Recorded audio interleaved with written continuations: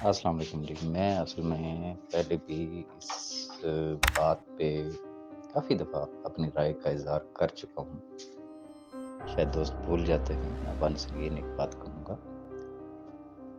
کہ دیکھیں سیف صاحب ہی از اے بزنس مین، ٹھیک ہے؟ وہ طویل انہوں نے عمر گزاری ہے ملک سے باہر، ڈفرینٹ کنٹریز میں وہ شخص رہا، پھر پاکستان میں آ گیا، پھر پاکستانی حالات و واقعات اور جن لوگوں کی طرف آپ اشارہ کرتے ہیں یہ کون لوگ ہیں؟ انہی کی ہی کمپنی کے لیڈرز ہیں نا، اور قبر کا حال تو مردہ بہتر جانتا ہے۔ میرا خیال یہ ہے کہ نہ میں نہ آپ کوئی بھی شخص سیف صاحب سے بہتر نہیں جانتا ہے کہ کون ان کا ویل وشر تھا، ہے یا ایون کہ فیوچر میں ہو سکتا ہے۔ ہم صرف جسے کہتے ہیں نا وہ بیٹھ کے کو نصیب کرتے ہیں تبصرے۔ تجربہ، میں تجربے کی بنیاد پہ بات کر رہا ہوں، زندگی کا تجربہ جو چیز سکھاتا ہے، جو چیز بتاتا ہے۔ کسی بھی دکان میں میرا خیال ہے ایک دفعہ کسی بھائی نے بات کی تھی، شاید فواد نے کی تھی یا کس نے کی تھی، میں نے ان کو ایک ایگزامپل دی تھی کہ لیٹ سپوز اگر آپ کا ایک ڈپارٹمنٹل اسٹور ہے، کریانہ اسٹور ہے، کچھ بھی ہے، آپ کو اس چیز سے کوئی غرض نہیں ہے کہ وہ چور ہے، وہ چکا ہے، وہ ڈاکو ہے، وہ اسمگلر ہے، وہ کون ہے؟ وہ آپ کا کسٹمر ہے، وہ آپ کی دکان پہ آ رہا ہے with smiling face. You have to serve him. اور ایسا ہی ہوتا ہے۔ ہاں، اب آگے آ جاتے ہیں کہ وہ لوگ کہ جنہوں نے سیف صاحب کو نقصان پہنچایا یا جن کی وجہ سے سیف صاحب کو یا کمپنی کو نقصان پہنچا، تو آپ کا کیا خیال ہے کہ ان لوگوں کو بھی ہم نے پوائنٹ آؤٹ کرنا ہے، یا میں نے کرنا ہے، یا سردار صاحب نے کرنا ہے، یا آپ میں سے کسی نے کرنا ہے؟ وہ ان کو ہم سے زیادہ بہتر پتا ہے، ٹھیک ہے؟ تو اس لیے اس بحث میں ہمیں پڑھنا ہی نہیں چاہیے۔ رہ گئی بات کون کس کمپنی میں جا رہا ہے، کیوں جا رہا ہے، کیا ہے یا کیا نہیں ہے، میں پہلے بھی اس چیز پہ گزارش کر چکا ہوں کہ یہاں پہ پہلا پتھر وہ اٹھائے کسی دوسرے شخص کی کسی کمپنی کی جوائننگ پہ کہ اگر اس نے خود کوئی کمپنی نہ جوائن کی ہوئی ہو۔ ہاں، انویسٹر حضرات ضرور ہیں ایسے کہ جنہوں نے زندگی کی ان کی پہلی کمپنی بی فار یو تھی، نہ وہ نیٹ ورکر ہیں، نہ ان کو پتہ ہے، اور وہ ڈیفینیٹلی انہوں نے اپنے پیسے لگائے اور انہوں نے اپنے پیسے پھنس گئے، یا جو بھی اس کا بیک گراؤنڈ ہے آپ کے سامنے ہی ہے۔ وہ ایک طبقہ ایسا ہے کہ جو میرا خیال یہ ہے کہ ڈیفینیٹلی وہ انتظار کرے گا سیف صاحب کا کہ سیف صاحب آئیں گے۔ ان کو بھی پتہ ہے کہ سیف صاحب ہی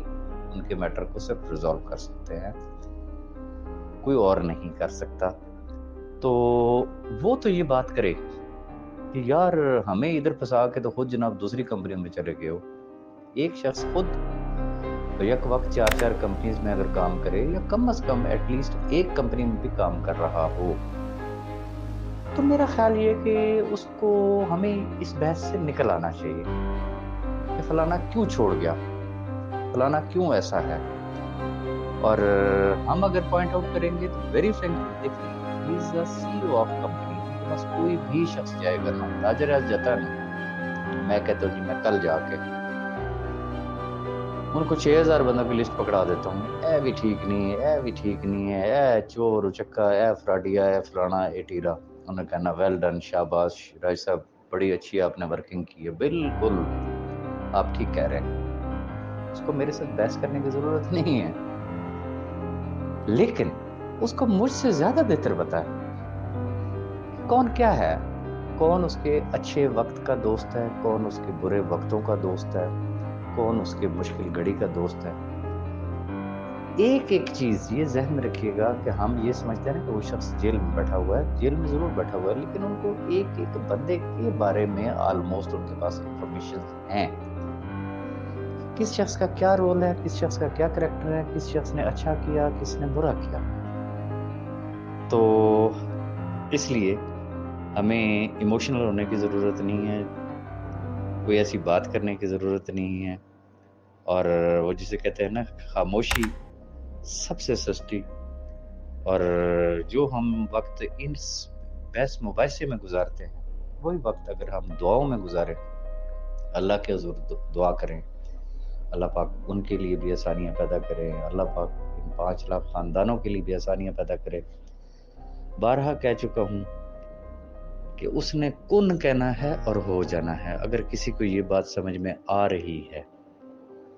تو بادشاہوں کا بادشاہ تو وہ ہے، شہنشاہوں کا شہنشاہ تو وہ ہے،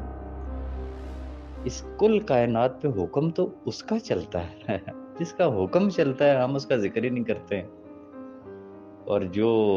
دنیاوی جن کے حکم چلتے ہیں بس ہم نے انہی کوئی ملجا و موا سمجھ لیا ہے۔ تو یاد رکھیے گا کہ معجزات آج بھی ہوا کرتے ہیں۔ ہمیشہ کہا ہے اگر اس شخص کی نیت واقعی ٹھیک ہے تو پھر اس کے لیے منزل آسان ہے، اور خدا نخواستہ اللہ نہ کرے اگر اس کی نیت بد ہے تو پھر اس کی یہ دنیا تو گئی سو گئی، اس کی آخرت بھی برباد ہے۔ لیکن ہمیں رب سے نیک گمان رکھنا چاہیے۔ اس شخص کا پاسٹ ہمارے سامنے ہے، اس پاسٹ کو دیکھتے ہوئے ہمیں رب سے یہی گمان رکھنا چاہیے کہ وہ جیل میں بیٹھ کے جو بھی وعدہ کرتا ہے رب تعالیٰ اس کو اپنے وعدے پورے کرنے کی توفیق دے اور ان 5 لاکھ خاندانوں کی مشکلات کو آسانیوں میں بدل دے۔ Thank you very much.